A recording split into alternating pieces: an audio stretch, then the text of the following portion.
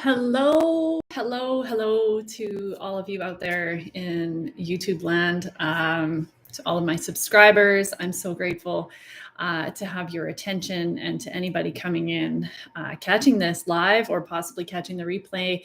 I'm just so grateful to be here. My name's Sandra Payne. If you don't already know me, I'm a nurse in British Columbia.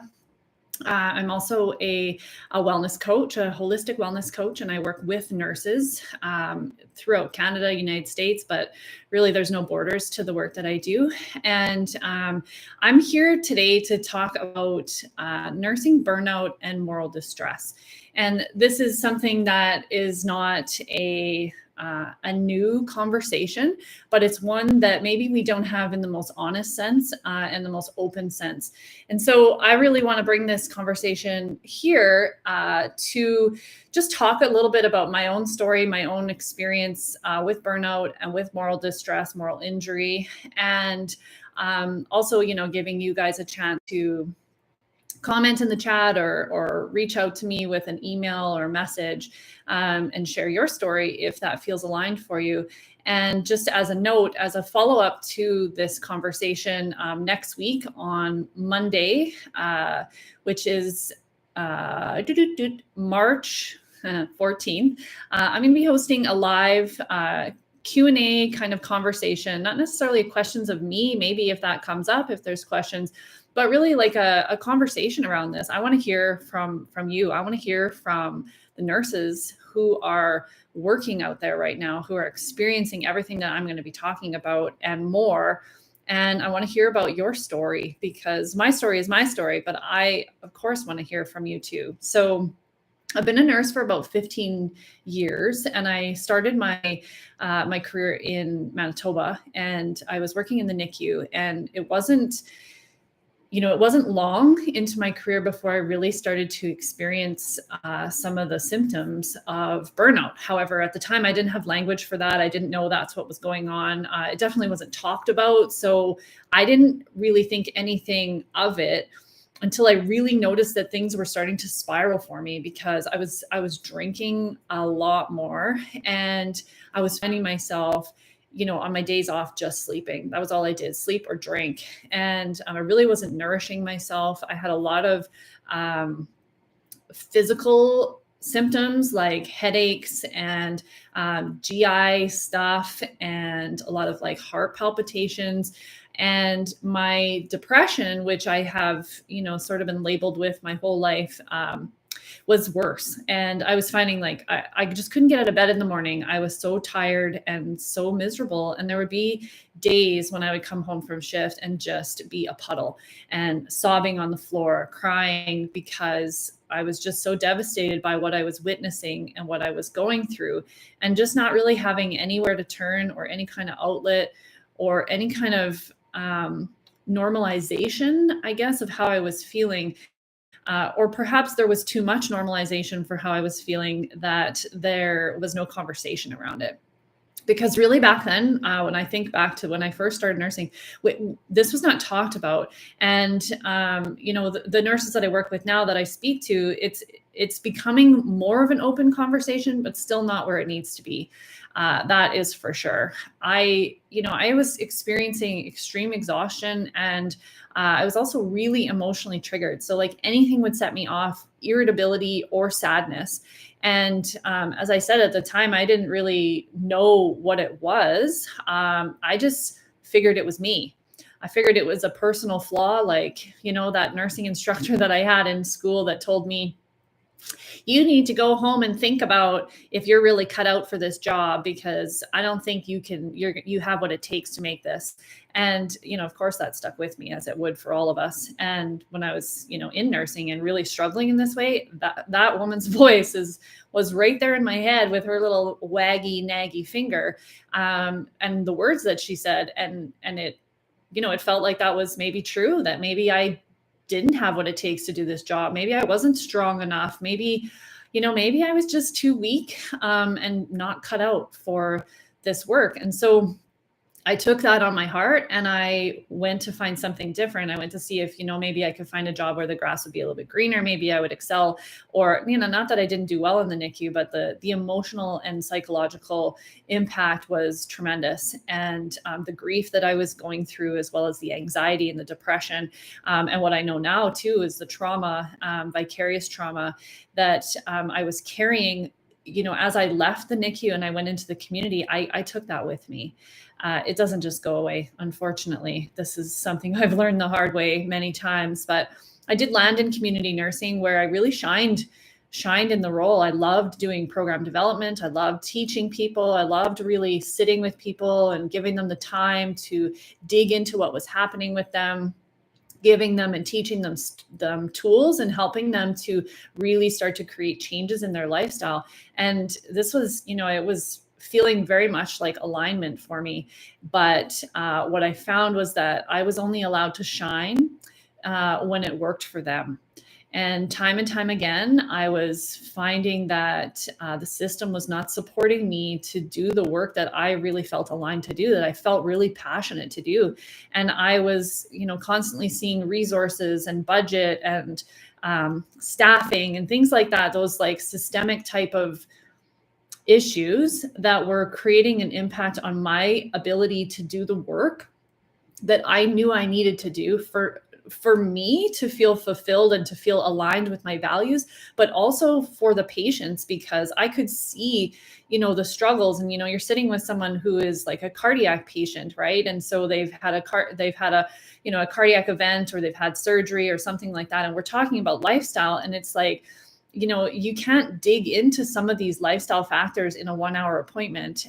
You can't dig into it necessarily in a 1-hour group session either. Like these issues that people are facing across the board are, really deep issues of stress and emotional repression, as well as trauma. And we, in our system, do not address those things. They are not held as a priority, and they still aren't.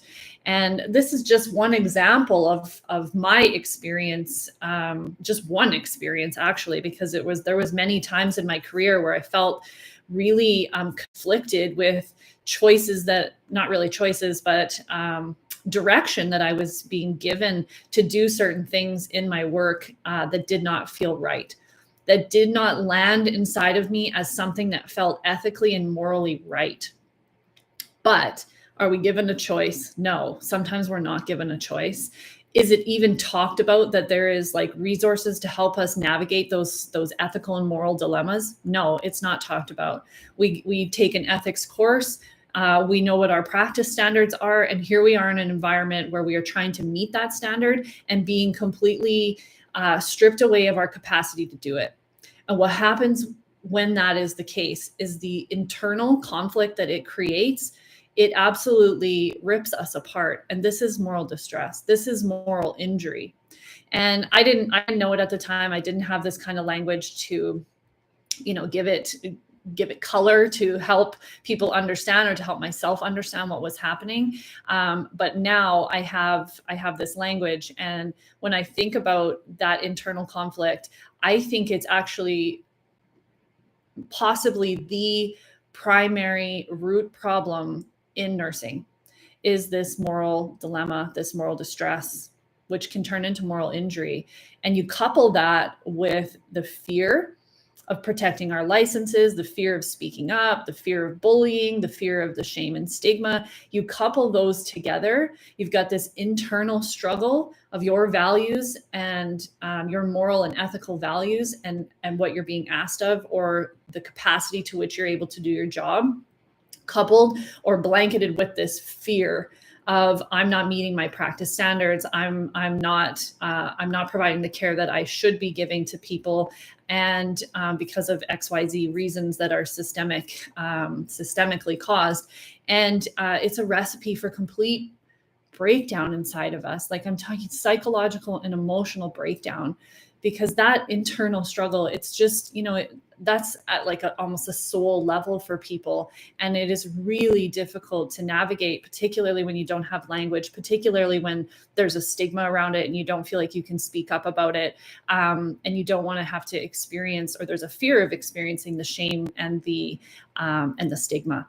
And so when I look at, my career and the burnout and the moral distress injury that I experienced in my roles as a nurse, I see now from this perspective, and particularly in the work that I do and the numbers of nurses that I have really personal conversations with about their own experiences, is that when someone labels us or we label ourselves burned out, it carries with it this shame that somehow it's our fault. We're not able to manage, we're not equipped, we're not good enough, etc.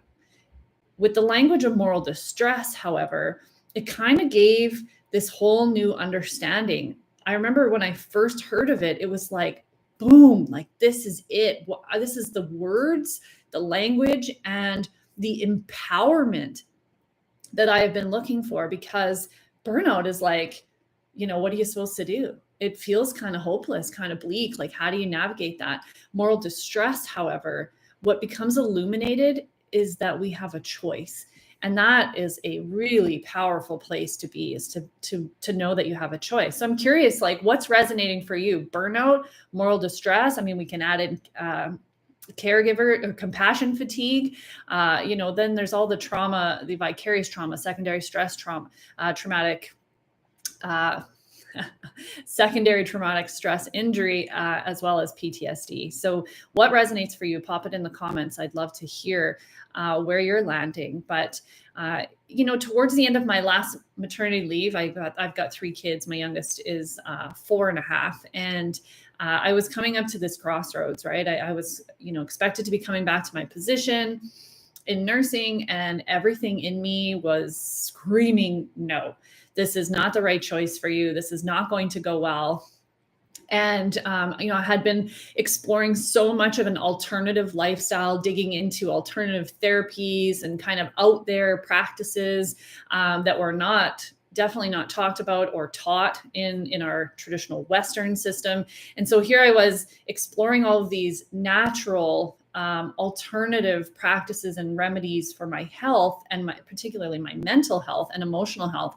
And I was faced with going back into the system and working in a role that was so focused on just pushing pills, pushing medications. It literally was like the driver of the service that we were giving to people was to get them to a certain dose on their medications.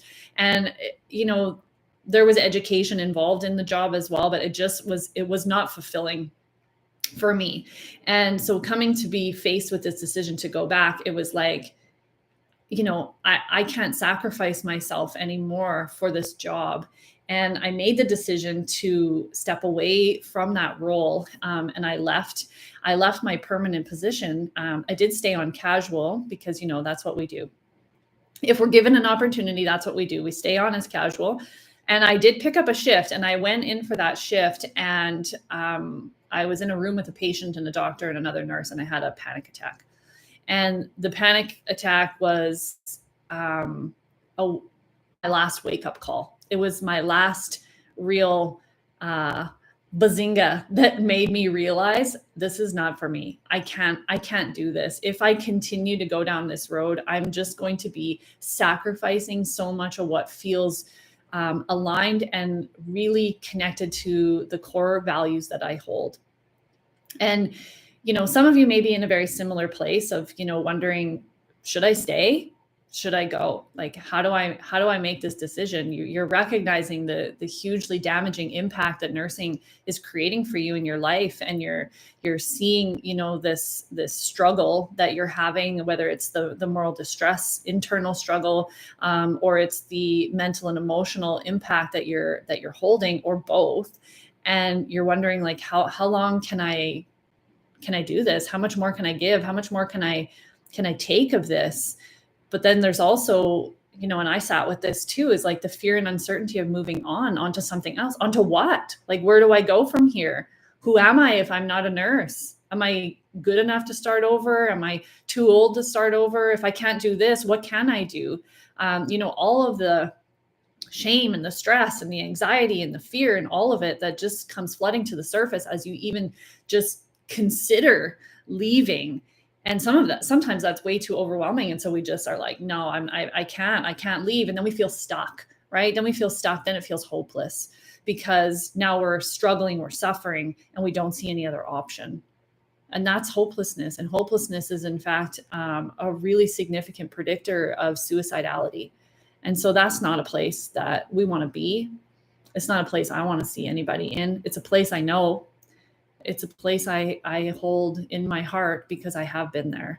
I have been at a place where it felt so hopeless and I felt so helpless in my life that I didn't want to live it anymore. And I know that dark place, and it becomes a really, a powerful push for me to do this kind of work because it's not hopeless. It's not helpless. We have choices. We have opportunities, endless opportunities for how we could show up as a nurse or outside of nursing. And, part of it is like this giving up a piece of our identity if we quit nursing or if we leave nursing. And for me, I really settled in a place of knowing that I wasn't giving up serving and helping people. I would never give that up because that's a significant part of who I am at my core, as it is yours likely. And I wasn't willing to surrender that or to let the trauma and the injury of nursing take that passion from me. So I really took my time to come to this decision. And when I reflect, I probably spent most of my career navigating this decision and really, coming to a place of clarity so that when I did decide to leave, I felt like it was the right choice for me. And when I did decide to leave, the option of coaching, it really pulled me in. I had been contemplating it for some time, like at least a few years. I had been looking at it. And even in my work in nursing, working with people with chronic disease, I found myself always being pulled towards those kinds of situations where I was teaching and I was helping them to create changes in their life. I was passionate about digging into stress and emotions, which were things that like most nurses were kind of running from and just not even wanting to touch with patients. But me, I was like, put me in there, put me in, coach. That's my jam. And so I landed at the International Association of Wellness Professionals, where I became a certified holistic wellness coach. And I've stayed with that coaching school because it's freaking incredible. And they give you just endless support. They really set you up for success. They set you up with everything that you need, business, coaching, as well as the wellness aspects, like really digging into holistic practices, which are not taught in our traditional nursing education or in our system. So it really sets you up with a well-rounded education ready to go out and serve the world in whatever way you desire to serve. And so there's this capacity to live and to serve and to help people that is aligned because you get to choose. You have the flexibility and the autonomy to make your business, your coaching business, what it is that you want.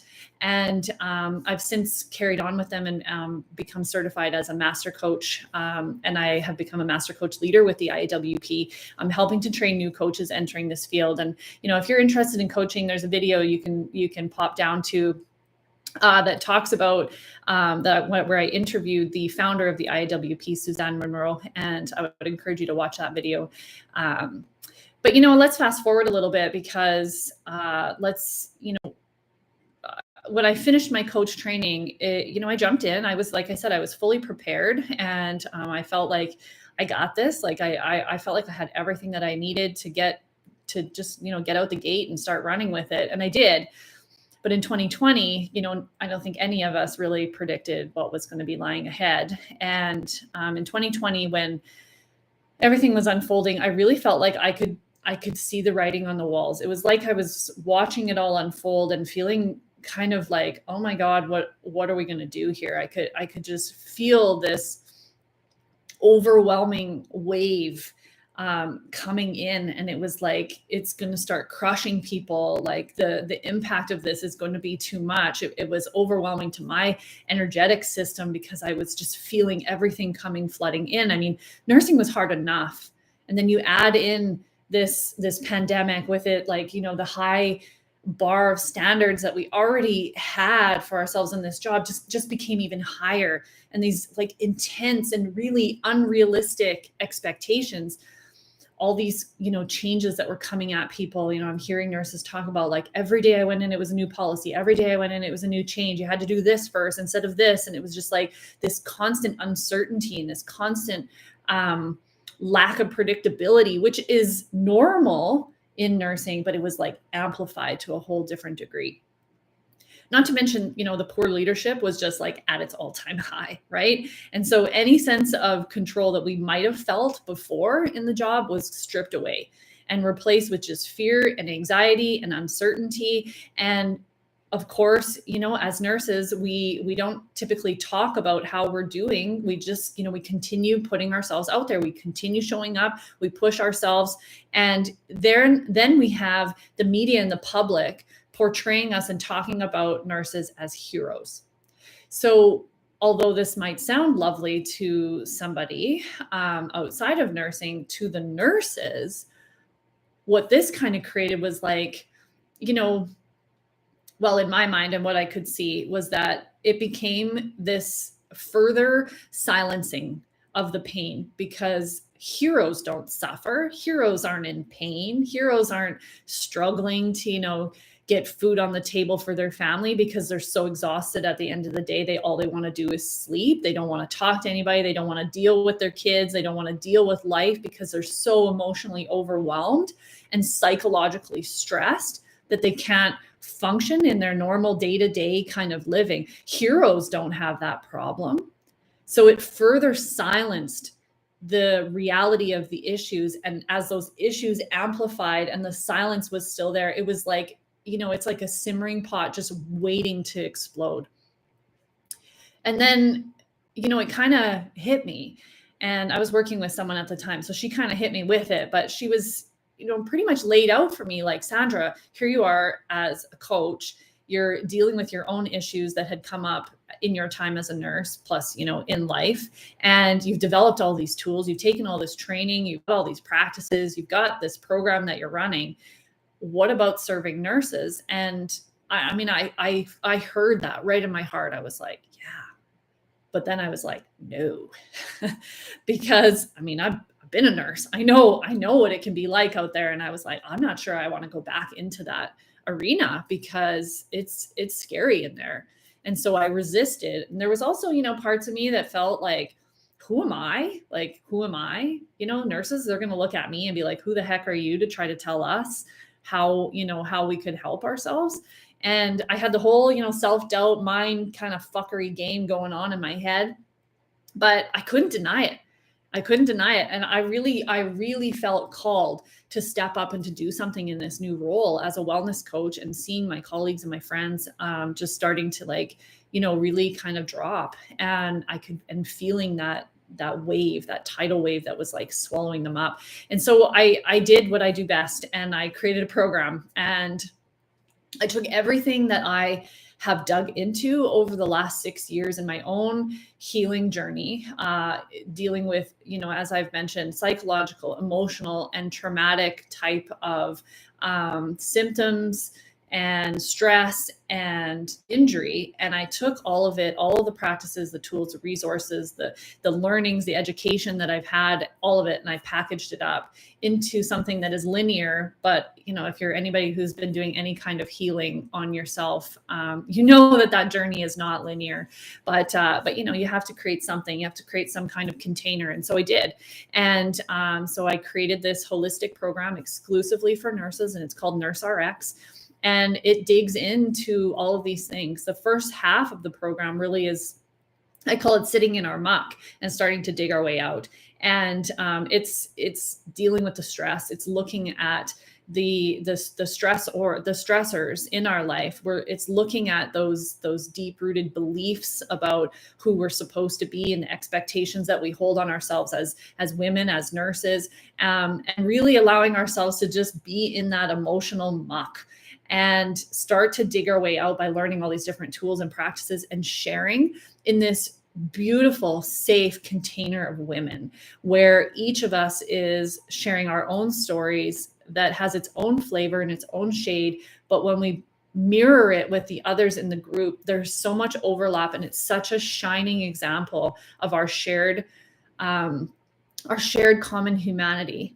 And it's absolutely magic to witness these women as they step up and they show up for themselves and each other, and the transformation that happens. It's like fireworks.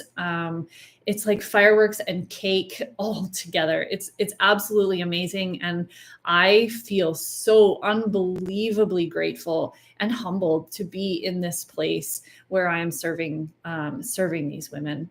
And so, as a coach working with nurses, I like to lay it out here. Like, my intentions are not unrealistic. I know that the journey of healing, the journey of growth, the journey of dealing and feeling with everything that's going on inside of you is likely lifelong.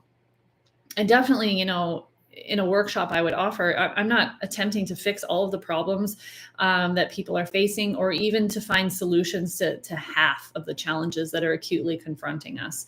But my intentions in this work that I do for nurses is really, in addition to providing a ton of resources, a ton of practical tools and suggestions and exercises that we can use to just start digging through and excavating ourselves, to find truth, to find what feels aligned for us, to find our passion and our joy and peace and all of those beautiful things that we are looking for. The other biggest intention is to create a safe place, a safe space for nurses, because you can't heal if you don't feel safe. If you don't feel safe, you won't drop your guard. You won't be vulnerable. And the only way to navigate some of the shame and the fear and the stress that we have and the trauma is to feel safe, to drop your guard. And once you can do that, then you can really start to pour into yourself and see what's really going on, and what do I really need, and how can I make that happen for me.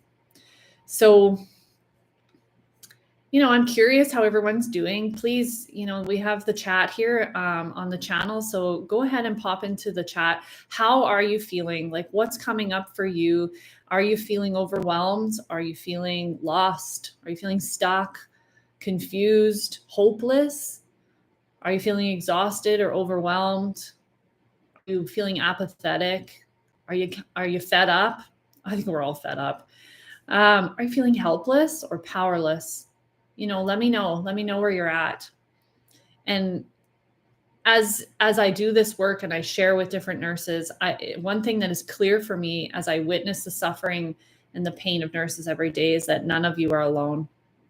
None of you, none of us are alone in what we're going through. That it is abundantly clear that as a collective, we are suffering. There's a great deal of pain, a great deal of this helplessness, this powerlessness, this exhaustion, overwhelm, hopelessness that is rippling through us all and feels like it's crushing us every day. And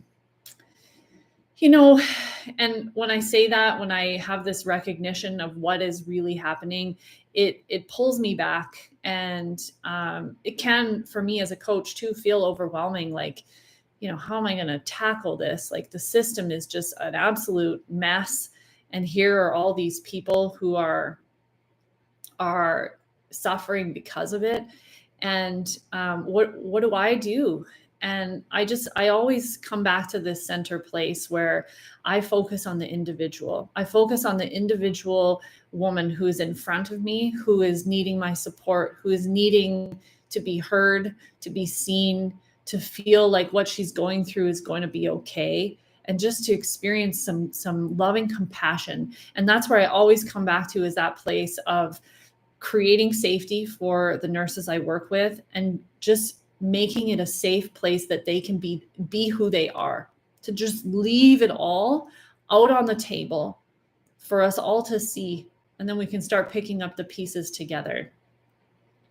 And I can share with you tons about the Nurse RX program. I mean, I could talk about it for days, and I could share testimonials from other nurses. And if you'd like to ask questions, please pop it in the chat or send me an email. Or you can always join us on Monday for the live conversation and ask some of those questions there, or share bits of your story. But when I share a story, of my own, it's like this hero's journey. And the hero of my story, as it is in yours, is myself. And the journey is like a map of how we go from a place of recognizing that something in our life needs to change, and the different phases that we go through as we seek that change. It's not always that we know where the pin in the map is, like as far as where we're going, but we know that where we're at is not where we want to be. And I would wager that, most of the nurses who are finding me, who are a part of my Facebook group, which is called Surviving Nursing, the nurses who are listening to the podcast, which is called End the Silence, Stories of Nurses, or who are reaching out to me for the program, they're in a place, and you may be too, where you see very clearly that your life is not going the way you believe it's intended to. This phase of struggle where we recognize this is not how I want to continue my life. We feel these internal callings, these signals and these symptoms and everything that are surfacing inside of us, that are telling us that something is out of alignment, right? That something is not right. This is not how we're supposed to be experiencing life. We hear it, we feel it, but most of us also often ignore it. We ignore it till either one of two things happen, and sometimes they happen at the same time. One is that you either hit rock bottom and your body forces you to listen, or somebody comes into your life who opens the door, who offers hope, who offers a chance and some guidance and support. And you just happen to find the courage at that moment to walk through it. I believe that my journey is a part of it is being delivered to you, is to be that opening, that door for you. And the question is, though, are you willing to walk through it? Are you willing to say, I deserve better for myself. I deserve better for my life. I am worthy of taking a chance, of walking through this door and exploring what's beyond it, because that's unpredictable. I can't tell you what's on the other side of the door.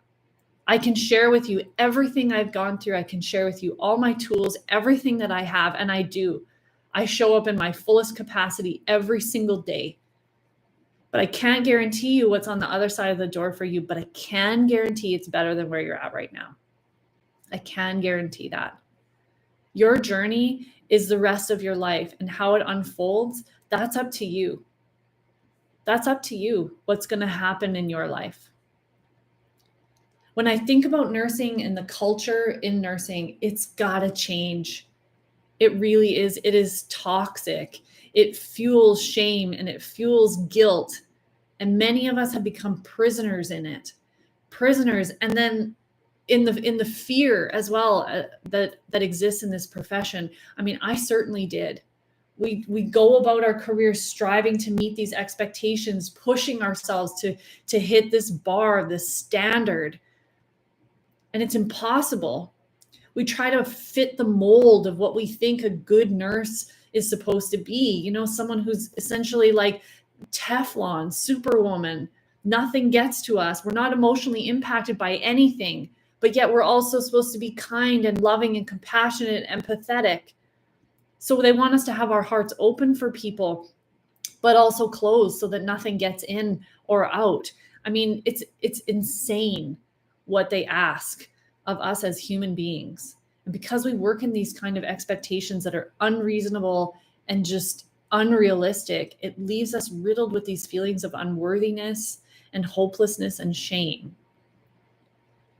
There are thousands of nurses out there right now who are absolutely suffering, but only a handful ever take action to get help because of this fear, because of this stigma, because of this expectation that we're supposed to be selfless and sacrifice ourselves and our families and everything in order to be there for this job.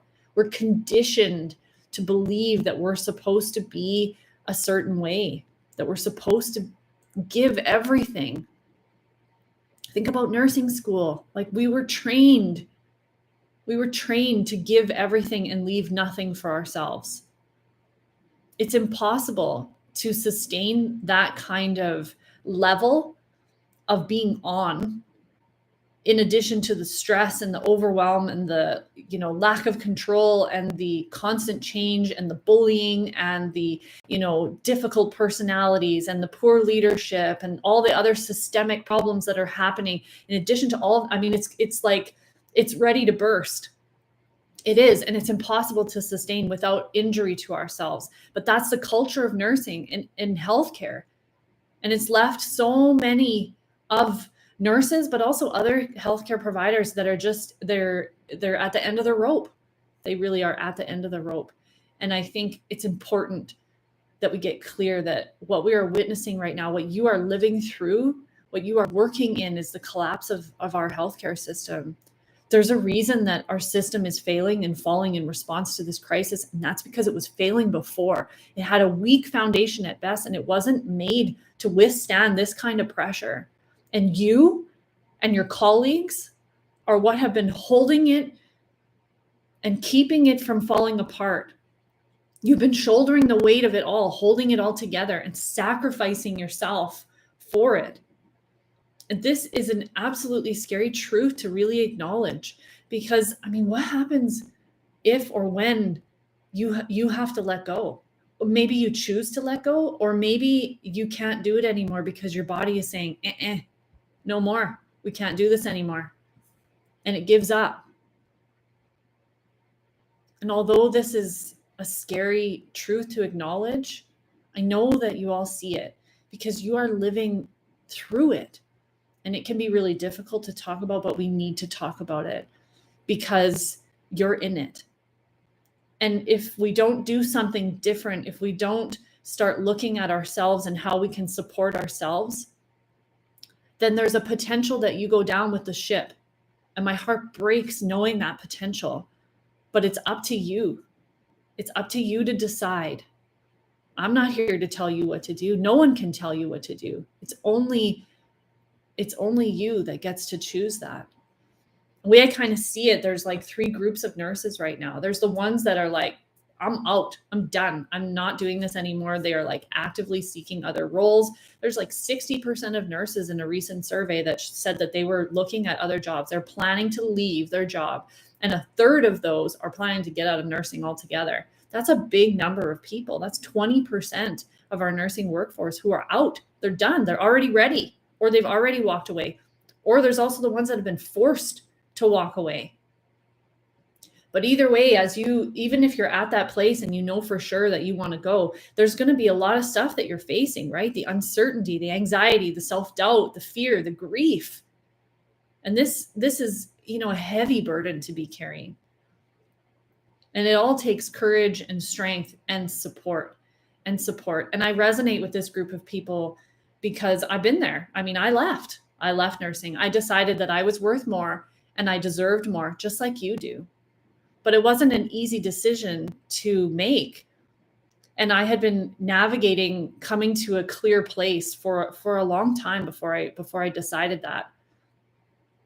And it really, it's heartbreaking to think of the nurses who have been fired, who didn't get a chance to really take their time to navigate what this looks like for them. What does it look like without nursing? Imagine that. Imagine that someone just ripped it away from you. But the greatest gift that I gave myself as I was moving in that direction when I decided to leave was support. And no matter where you're at, support is going to be the number one thing that you access. You don't have to weather this storm alone, nor should you. There's endless opportunities and options out there for you. You're not stuck, and it doesn't matter. It doesn't matter how old you are or how long you've been in a certain role as a nurse. No matter who you are or where you're at in your life, you have options. But there's also a group who are like, I'm not going anywhere. I'm staying the course. I'm a nurse through and through. I'm never leaving. I am, possibly don't believe that there is another choice. But whatever the case is, there's a group of nurses who don't want to leave and who are firm and set in that. they're bravely weathering this storm. But that's a really shaky ground to be on, because this ship is going down.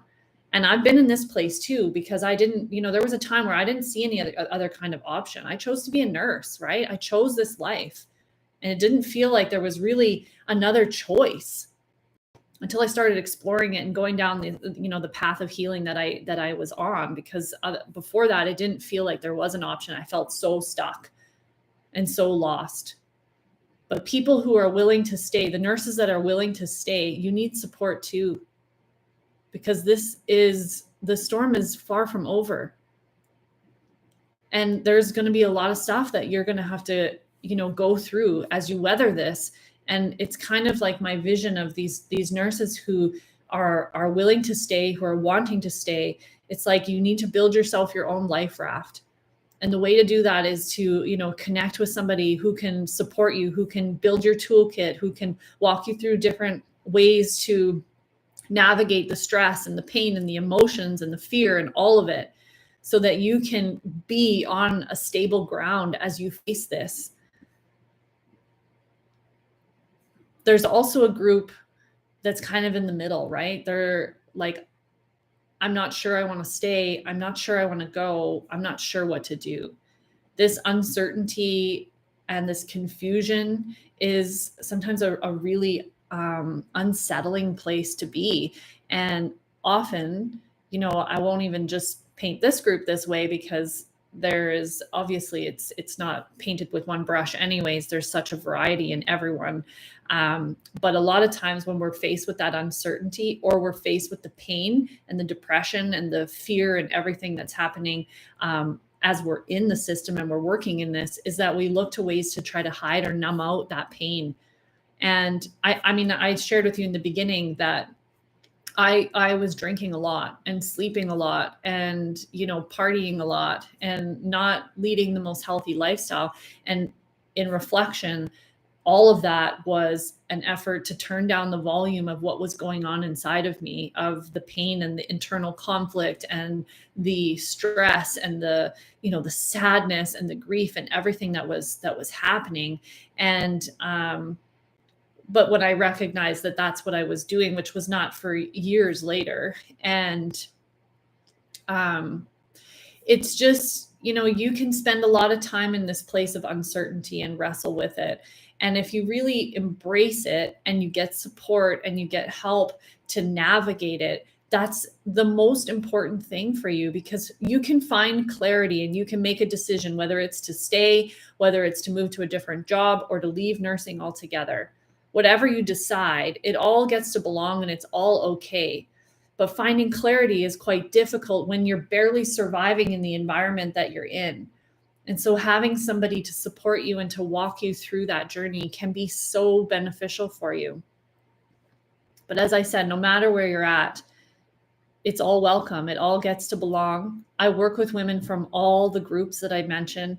And what's really interesting to witness among so many things in the work that I do is that no matter where you're at, we all need the same things.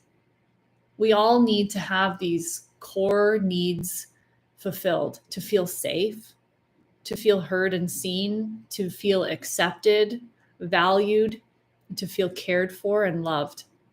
When someone can give that to us, as well as ask us the hard questions, encourage us to go to the hard places, to dig through the muck, we can all find our ways into a much clearer sky, a much more grounded stability and foundation, where we can show up in our life in whatever capacity we choose, in a place that feels aligned, that feels right for us, that doesn't feel like we're just barely hanging on. And this is truly where I shine as a coach, guiding women towards freedom from all of the chains and the prison walls that we are behind, of shame and guilt and fear, and finding our way to this place where we feel so secure and so grounded in who we are and what it is that we want. But it's a messy journey. I tell you, it is a messy journey. It's not easy. I said before, my intentions are not to dance around the reality of what is involved to do this work, to do this healing and self-development, self-excavation type of work. And so I jokingly say about the Nurse RX program, bring your boots and I'll bring the shovels.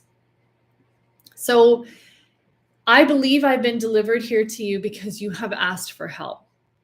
As I said, I cannot guarantee you it's on the other side of this door, but I'm inviting you to walk through it with me, to put your hand up and say, I'm done. I deserve better. I'm ready. I'm willing to walk whatever path is through this door because I know that I deserve better and that I am worth more. And what comes next, if you choose to walk through this door, is stepping into uncertainty. But as a nurse, you're kind of used to that already anyways. The difference is that this time you're doing it for you. The journey and the path forward, should you choose to take it and make a commitment, it's going to be full of a lot of challenges, of difficult conversations, of scary decisions, but it's also full of growth and new connections, new skills, new ways of seeing things, new perspectives, new practices. It may also take you through a period of grief as you let go of some of these old patterns, these old ways, and these old parts of your identity that are no longer working for you. And I'll say it again because I need to drive this home, is that it is so, so critical that you do this work and you take this journey with support. Otherwise, it's like finding your way in the dark. To feel supported, to feel respected and valued and appreciated can make a world of a difference as you navigate this journey. I want to talk about, before I go, I call them the core 4 non-negotiables of mental and emotional wellness. So it's a big title, but I want to talk about them. And first of all, I want to talk about the fact that this is a long game, right? This is not something that happens overnight. We have to be prepared for the long game, prepared for the marathon, that things are not just going to all of a sudden flick a switch and be different. It's going to be small steps over and over and over again, small steps that build upon each other that eventually become this massive change in our life. But if we're not committed to the long game, we're kind of setting ourselves up to face this impatience and this desire to have it all different now, which is not realistic. So face it and make a commitment that this is for the long game. I'm making a choice at this point. I'm choosing to do my life different. I'm choosing that this is not okay where I'm at right now, and I want it to be different for me. I deserve for it to be different. I deserve to at least try. Okay? And then commit and say that this is for the long game. I'm choosing this for the rest of my life, no matter what comes. No matter what comes, I'm prepared, I'm willing, and do it with support. Because it's really easy to quit if you don't have support. Really easy to quit when you hit that messy stuff, when you're in the muck. It is so desirable to just try to get out because it's not comfortable. It's messy. It's painful at times. Feels like it's never going to end sometimes. But when you have support, that guidance and that loving compassion can help to pull you through. It really can. So as I said, I want to talk about these 4 core non-negotiables, and I'll just briefly mention them. And I'm going to encourage you to pick one. Pick one. These are, some of the practices that you will, if you did any kind of Google search, what should I do for my mental health, or what should I do for my emotions? You'll find these kind of tips. So it's not rocket science. I'm not throwing something out that is like nothing you couldn't come up with on your own. But there's a question of like, if you already know, then why aren't you doing it? And that's where we come into all of the barriers that are, some of the benefits of working with a coach, because you can start to work through those barriers and be really honest about why am I not doing this? I know that I should be doing X, Y, Z. I know it would help me. I've heard it so many times. I would tell my patients, I would tell my friends and my family to do that if that's what they were struggling with. So why am I not doing it? And that's where a coach can really help you to dig through, figure out why you're not doing it, and then create plans to make it reasonable and doable and realistic and actionable so that you can create the change that you want. Coaching is about change.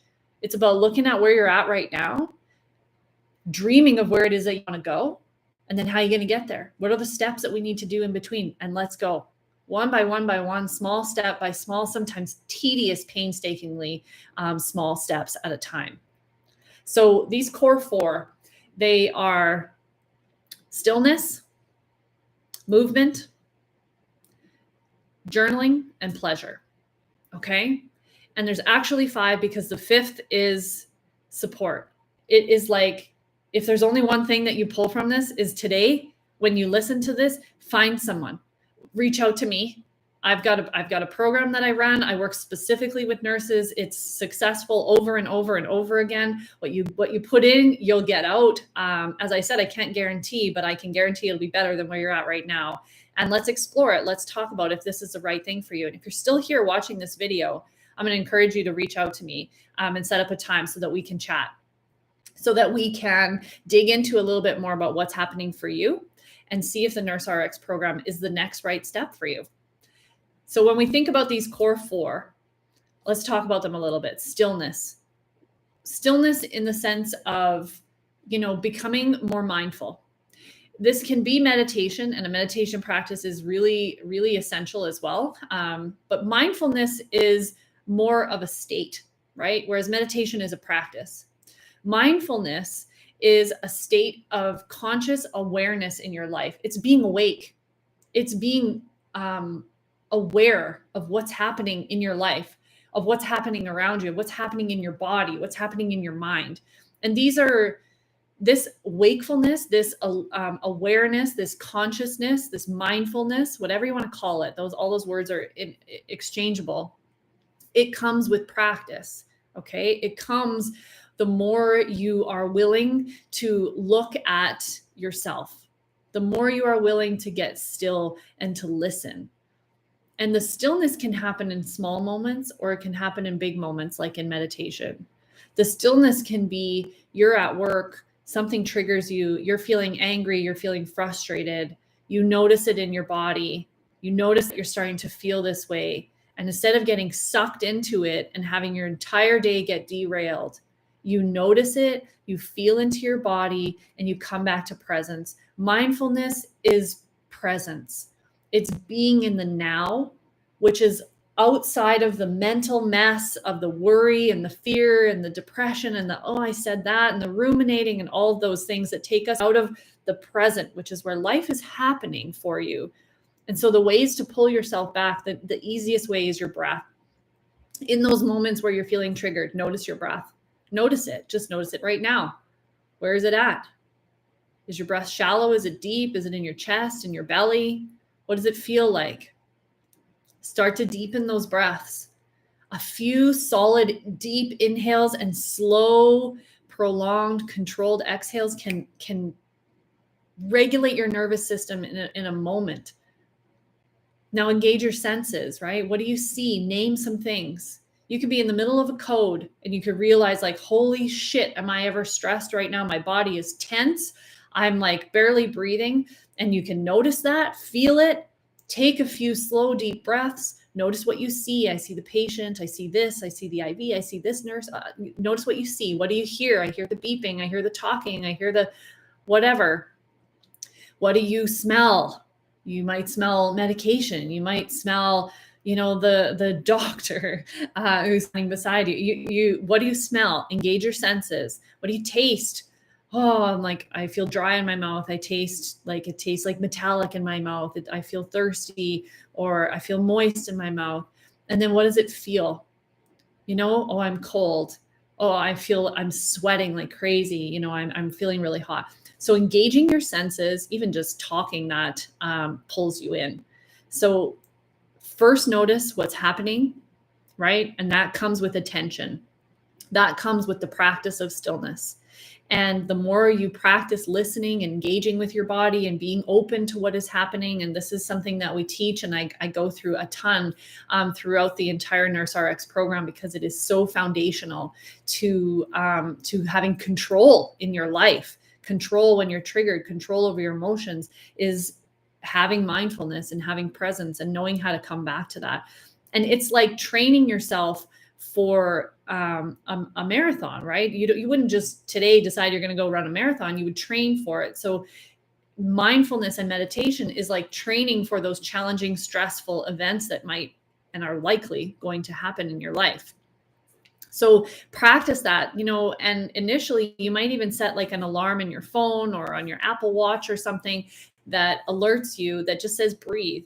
And in those moments when it goes off, you can just check in with yourself. Okay, I'm just going to practice for a minute here. I'm going to take a couple deep breaths, engage my senses. What happens is that we widen the lens, and all of a sudden we feel like centered, we feel grounded, we feel like, I got this. It's all good. I'm okay. Instead of getting sucked into like, oh my God, this is happening and I'm so worried about this and I forgot to do that and I got to do this and and you're just sucked in to the fear and the worry and the anxiety and the anger and everything that's going on. Instead, we're like, no, I'm right here. And so, but it's a practice. You can do it in the moment and feel different, but in order to be more quick to jump into that, you have to train yourself for it. Okay. So number 2 that I mentioned is movement, and movement is critical. It's our body's language. We have to find a way to start climbing back into our bodies intentionally. And so I'm not just talking about getting on the treadmill, putting on your headphones and doing it because we're supposed to do it and we want to lose weight and we want to be healthy and all those things. I'm talking about intentional movement that is directed and purposeful to relieve stress, to complete stress cycles inside of our body, to relieve and release emotion, and finding a movement that you can be intentional with, that you enjoy. I would not enjoy being on a treadmill. I can guarantee you that. But I do enjoy, going for a walk with friends. I do enjoy going to a kickboxing class where I can be with other people. For me, what motivates me is other people as well as being outside. So think about what is it that you would like to do? What is it that your body would like to do as far as movement goes, and start to create that in your life with this intention of like, I'm doing this physical activity, this movement, because I want to move my body. I want to be healthy. Maybe you want to lose weight. All those things are fine. But also I want to release stress. I want to release anger. I want to find a place that feels much more calm inside of me. And movement is such a key piece. Okay, number 3 is journaling. So journaling is, it's one of those things that like you introduce to people and they kind of wash it off. Like it's not that important. Like it's really not going to help. It helps. It helps so much because it becomes a safe place for you to dump your shit, to dump the garbage of the day, to dump the conflict you had with your partner, to dump the frustrations you have with your kids, with the world. You can dump it all in your journal, and it becomes a place for you to get it out of here and onto the page so that it's not constantly running up here. One of the main reasons that people have issues falling asleep at night is because of the mind. As soon as you slow down, your mind just kicks up. It's like, whoo, now we have an opportunity. Let's go. And it just goes on rapid fire. And what you have an opportunity to do at that moment would be to journal, because then it takes it out of here, it puts it on the page. Your thoughts, everything that's happening in your mind says, okay, all right, she's listened to me. She's given us some attention. She heard what we had to say. We don't really need to go crazy anymore. We can simmer down, we can slow down, and we can go to sleep. So sleep is a whole nother topic that we could dig into as well in coaching. But journaling is your place. It's your place to dump it out. You can also use your journal for gratitude. You can use your journal for self-celebration, for like talking about your wins of the day, talking about your desires, talking about things that didn't go well. It's just a place to let it all out. And you can make it yours. There's no rules. There's no grammar or spelling or APA format. You just get to put it all out there so that it's not weighing on you anymore. And if you're struggling with what to write, you can always Google. There's so many different journaling prompts that you can pull off the internet. Number 4, as I mentioned, is pleasure. And pleasure, also self-care, also self-love. So these are things that you can do that fill you up. In my coaching program, I encourage everybody to make a pleasure list. So get out a piece of paper, grab your journal. I prefer a separate piece of paper so you can put it somewhere where you'll see it, and write out, start with at least 5 things that make you feel good. When I was first introduced to this, I couldn't even come up with 3. I did come up with 3, but it was a struggle. I didn't even know what I liked anymore. I was so lost and so disconnected from myself and what brought me joy and pleasure and fun that I didn't even have any idea. So I wrote those 3 things, and then the commitment was to do one of them every day. And so one of those things on my list was to call my mom and talk to my mom. That was something that brought me a lot of joy. And so I was calling her every other day because I had a very short list. And what's happened since then is that my list has grown, because the more you do things for yourself, you realize how freaking good it feels and you want to do more. So you start doing more, and then your list grows, and you're like, ooh, I want to try that. And you try it and you're like, well, that was awesome. That made me feel great. And so then you put it onto the list. And before you know it, you've got this robust list that you can pull from every single day, at least one thing that is just for you. It's not for work. It's not for family. It's not for partners. It's not for friends. It's not for your home or your lifestyle. It's for you, just for you. And that gift of self, nourishment, of self-love becomes addictive because it feels so damn good, particularly if you're someone who's been neglecting your needs for some time.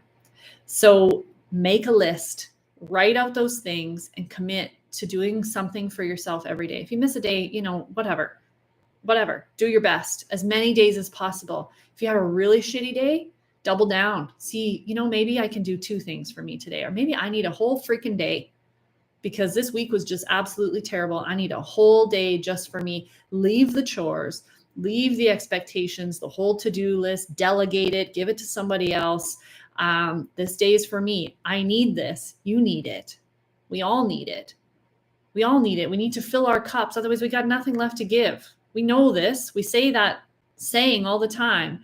Now we need to practice it. Fill your cup every day. Fill your cup. Make a list so that it's easy for you to choose from. All right. You don't have to think about it. It's right there. You can just look at it. Okay, today I'm going to do this. Or at the end of the day in your journal, be like, oh, today I did this for me. One thing. All right. So that's the core 4 in a very quick nutshell. And then the 5th being support. Support is essential. Support is what drives us to create the change. It keeps us with momentum. It keeps us going. And it creates that safe container. It becomes this pillar that you're able to look forward to, that somebody has your back, somebody's in your corner, somebody's not judging you or criticizing you or shaming you or guilting you. They are just, somebody is there. Somebody or a group of somebodies, which is what we create in the Nurse RX program. You have me in your corner, completely in your corner, but you also get a group of other nurses who freaking get it. They get what it's like to be a nurse, and they show up in their same capacity as you every single time. And we learn to put it all out there on the table. We learn to show up for each other, to listen and to feel with each other, and just to be there and support each other. Support is so essential. So as I said a few minutes ago, if you're still here on the video, I really encourage you to connect with me, and let's set up a time where we can sit down like this, mano a mano on Zoom, because that's how we do things these days. And it actually creates this glorious opportunity for me to meet with nurses from all over. And I love it, hate it also, but it creates an opportunity. So let's set up a time, and we can dig in a little bit to what's happening for you. You can share with me some of your personal story. And then you can also ask me questions, and we can see if Nurse RX is the next fit, is the best fit for you, because coming up in April, middle of April, the next group's going to start, and I want you in it. You deserve to have this opportunity. This is your time. Don't wait anymore. Invest in yourself, invest the time, invest the money. Believe that change is possible for you, because it is. If it could happen for me, it can happen for you. I am no different. I just was willing to commit and to do the work, and I've stayed the course. That's it. That's the only difference, is that I started 6 years ago. That's the only difference. So if you're starting today, then you're starting today, and let's freaking celebrate that, because I'm so excited for you to be taking this journey, to be digging into your truth and to who you are, and finding that joy, finding that passion, rebuilding this foundation that where you can feel grounded and you can feel solid and secure and safe in your life, so that you can take back control of what your life looks like and where it's going. I want that for you, and I know you want it for yourself. So please take this opportunity, reach out to me, and let's set up a time so that we can connect, and let's take it from there.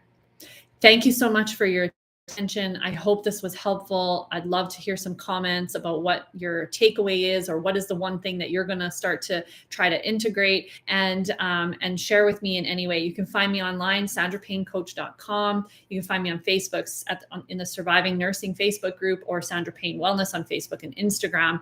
Also, listen to the podcast, End the Silence. It's stories of nurses. Their pain, their struggle, but also their success and their passion. It's stories of some nurses who have left nursing and some who are still there.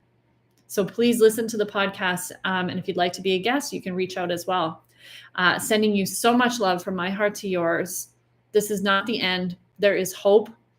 We can cultivate that hope together, and we can find a way for you to take back control of your life and just step back into your life fully, so that on those last moments of life, there is no regrets. There is a knowing that you did what you felt you needed to do, that you tried to dig in. Okay? There is so much hope, and I want to be there for you, and I hope to hear from you. Thanks for being here.